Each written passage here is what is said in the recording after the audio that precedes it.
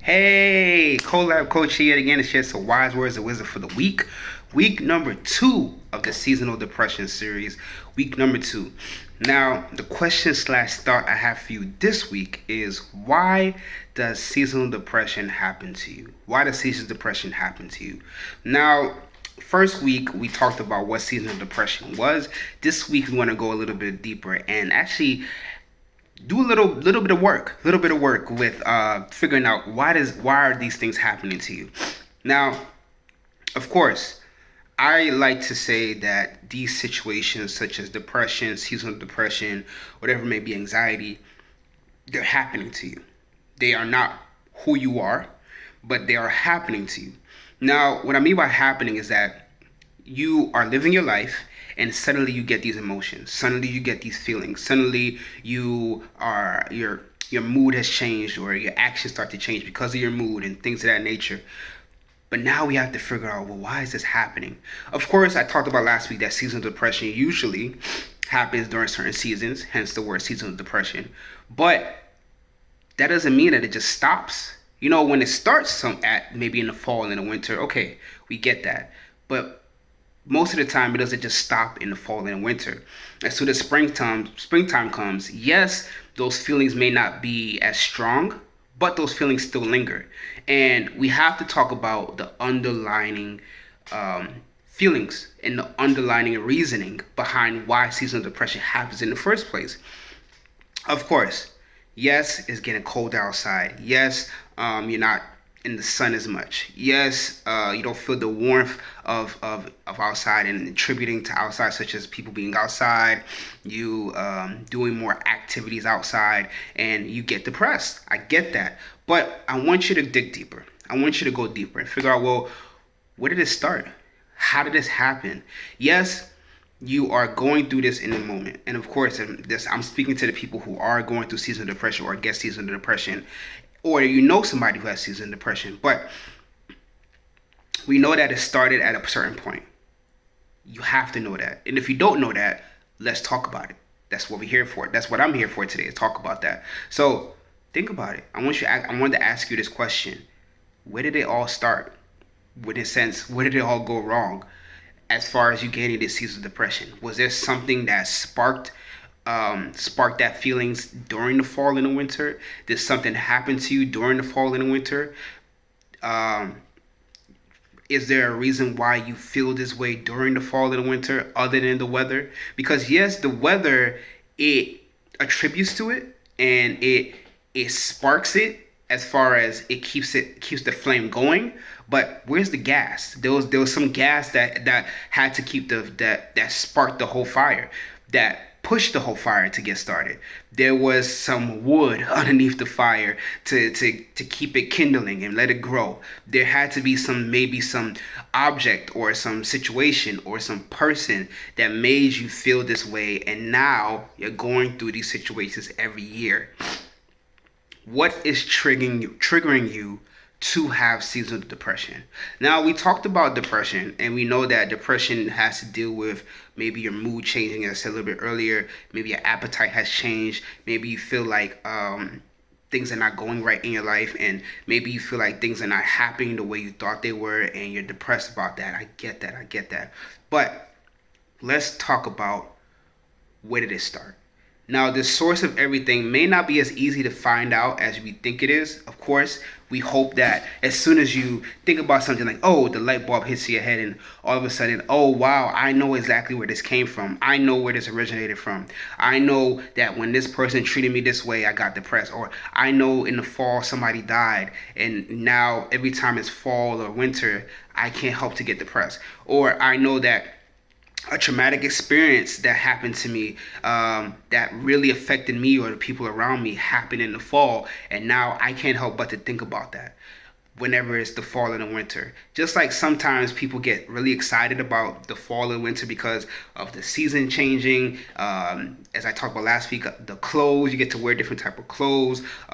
Christmas time, Thanksgiving, Halloween, if you celebrate Halloween or Christmas or Thanksgiving, all these times are joyous occasions to some people, and to other people, unknowingly, those are the worst times in their life. They love the spring. They love the summer. They love when it's sunny outside because they don't have to think about what happened to them in the fall. They don't have to think about what happened to them in the winter. Maybe they will have family to celebrate these holiday seasons. And of course, during those time frames, you can't help but to be, I'm just gonna stay alone. I'm just gonna be to myself. I'm not gonna talk to anybody. I'm just gonna go ahead and be lonely in a sense and live in that loneliness. But I'm here to say that let's talk about why you feel that way. Let's express it. Let's address it. Let's acknowledge it so that we are able to move on and to grow from that. Because I would hate for you to say, well, fall and winter is here, back to my same routine of depression. Oh, fall and winter is here, back to my sadness. Or, oh, fall and winter is here, back to me staying at home alone. Or, fall and winter is here, and then this is when I stop talking to people, or I start overeating, or I don't eat, and things of that nature. Let's flip the narrative. Let's flip the script. Let's change the dynamic of fall and winter is here. This is the perfect time to me talk to someone. Fall and winter is here. Now it's time for me to acknowledge that I'm not okay. Fall and winter is here. Now I want to change this lifestyle that I'm living during these seasons, because now I know that this is an issue, and now we have to get the resolution to that issue. I'm not here to tell you what the resolution is. I'm not here to say this is what you do. Here's the magic pill. Here's the perfect 3-step strategy of how you can get rid of seasonal depression forever. But what I am saying, as I said last week, is that we have to talk about it. We have to acknowledge it. Acknowledging it and talking about it is the first 2 steps in anything that you're dealing with, whether it be anxiety, whether it be depression, whether it be sadness, whether it be loneliness. Those are the first 2 steps that will always, and I guarantee you, always work. Not in the sense that it's going to always give you the answers that you're looking for, but it's always going to help you to be more free and unleash that freedom that you need from that depression, to get help and to seek help. So seasonal depression is happening to you at this moment. What are you going to do about it? What are you going to do about it? Are you just going to keep it to yourself? Are you just going to allow yourself to just fall into that sadness, fall into the pain, fall into this depression? Or are you going to do something about it? Because it's happening to you now, but it doesn't mean it has to happen to you forever.